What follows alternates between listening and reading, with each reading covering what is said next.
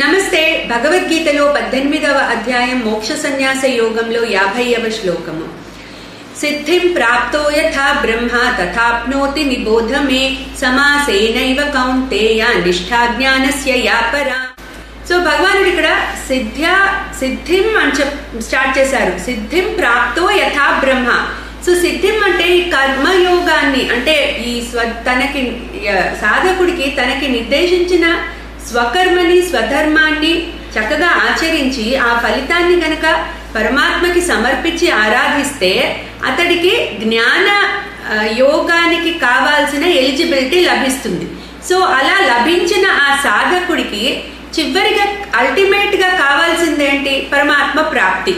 So అది జ్ఞానస్య యాపరా, అంటే ఆ పరమాత్మని పొందాలి.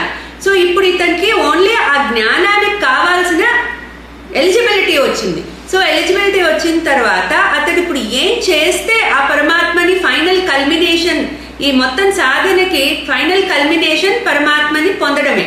సో ఏ విధంగా ఇప్పుడు సాధన క్రమం ఎలా ఉంటే అతడికి, అంటే కర్మయోగంలో ద్వారా చిత్తశుద్ధి పొందిన సాధకుడికి ఏ రకమైన సాధనా క్రమము ఇంకా ఫైనల్ లెవెల్, అంటే ఆ ఫైనల్ గోల్ కి చేరుస్తుందో నేను నీకు సంగ్రహంగా చెప్తాను, విను అర్జున అని చెప్తున్నారు భగవానుడు. తథాప్నోతి నిబోధమే. సో ఏ విధంగా ఈ సాధకుడు అంటే చిత్తశుద్ధి పొంది ఆ జ్ఞాన మార్గానికి రెడీ అయిన ఈ సాధకుడు ఏ విధంగా పరమాత్మని పొందుతున్నాడో నా చేత సంగ్రహంగా తెలుసుకో అర్జున అని చెప్తున్నారు. క్లీన్ కృష్ణ నమః.